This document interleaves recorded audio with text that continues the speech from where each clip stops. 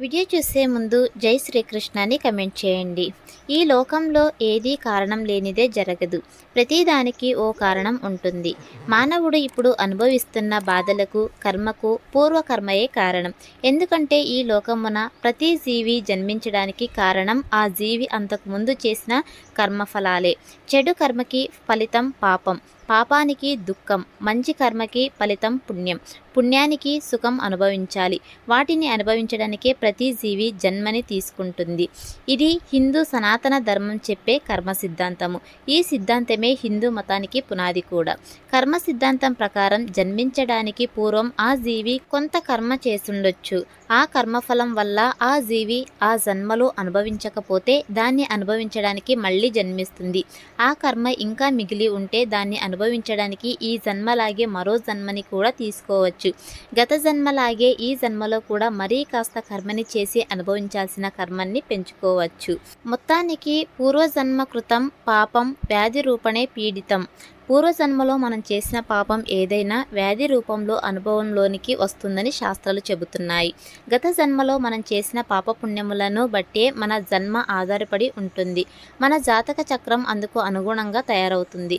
మన జన్మ కర్మే గ్రహాల రూపంలో వచ్చి మనల్ని బాధ పెట్టడమో లేదా సుఖ పెట్టడమో జరుగుతుంది. ఆ గ్రహాలు కూడా ఏదో మనిషి రూపంలోనో లేదా వ్యాధుల రూపంలోనో వచ్చి మనల్ని ఇబ్బందులకు గురి చేస్తాయి. మానవుడు ఎదుర్కొంటున్న సమస్యలకు కారణాలు ఏంటి, వాటిని ఎలా నివారించుకోవాలి అనే విషయాలను వివరించగలడం అద్భుతంలో ఒకటి. గత జన్మ పాపాలు, వాటి ప్రభావాలను గురించి అంపశయ్య మీద ఉన్న భీష్ముడు ధర్మరాజుకు అనేక ఉదాహరణలతో వివరిస్తాడు. ఈ వివరాలు భారతంలో మనం చూడవచ్చు.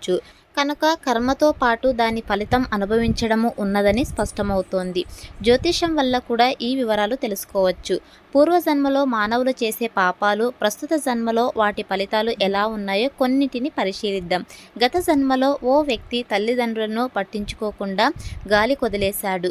ఫలితంగా ఈ జన్మలో అతడు కొడుకుల తిరస్కారంతో వృద్ధాశ్రయంలో చేర్చబడి పూర్వజన్మలో తన తల్లిదండ్రులను తాను పెట్టిన బాధను ప్రస్తుతం అనుభవిస్తున్నాడు.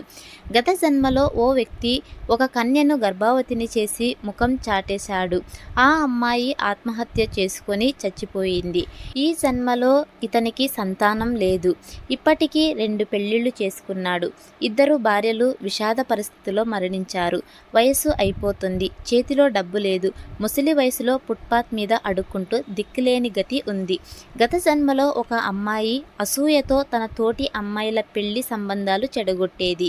ఈ విషయం ఆ అమ్మాయి జాతకంలో క్లియర్గా కనిపిస్తున్నది. ఈ జన్మలో ఆ అమ్మాయికి ఎన్ని పెళ్లిళ్ళు సంబంధాలు వచ్చినా ఒక్కటి కుదరటం లేదు. గట్టి రెమెడీలు చేస్తే గాని ఈ దోషం తొలగదు. ఇలా చెప్పుకుంటూ పోతే ఈ జన్మలో పూర్వజన్మ ప్రభావం ఎదుర్కొంటున్నారు, కనిపిస్తున్నారు కూడా. వీరందరూ సరైన రెమెడీలు పాటిస్తే ఈ సమస్యలు ఆగిపోతాయి. అయితే సరైన సమయంలోనే ఈ రెమెడీలు పాటించాల్సి ఉంటుంది. గత జన్మ పాపాలకు ప్రస్తుత పూజలెందుకు? పూర్వజన్మలో చేసిన పాప ప్రక్షాళనకు ఈ జన్మలో ఆ సర్వేశ్వరునికి త్రికరణ శుద్ధితో పూజలు చేయాల్సి ఉంటుంది. అయితే కొందరు మాత్రం పూర్వజన్మలో చేసిన పాపాలకు ఇప్పుడు పూజలు చేయటమేమిటని అనుకుంటారు. అయితే పాప ప్రక్షాళనలకు భగవంతునికి చేసే పూజలు, వ్రతాలు వంటివన్నీ వ్యాధి వస్తే మాత్ర వేసుకోవటం వంటివి. తలనొప్పి దాని పని అది చేస్తూ ఉంటే మాత్ర దానికి సమాంతరంగా తన పని అది చేసుకుంటూ పోతుంది. చివరికి ఒక దశలో దాని ప్రభావం ఎక్కువై తలనొప్పి తగ్గిపోతుంది. అదే మాదిరిగా గత జన్మలో చేసిన పాపాల ప్రభావం, వాటికి విరుగుడుగా చేసే పూజలు, వ్రతాలు, శాంతులు సమాంతరంగా సాగుతుంటాయి. ఎప్పుడైతే ఆ భగవంతుని ప్రభావం ఎక్కువ అవుతుందో గత జన్మలో చేసిన పాపాలు పటాపంచులవుతాయి, దోషాలు పోతాయి. ఇది ఫ్రెండ్స్ ఇవాల్టి వీడియో. మరిన్ని ఇలాంటి వీడియోస్ కోసం మన ఛానల్ని సబ్స్క్రైబ్ చేసుకోండి. Thanks for watching.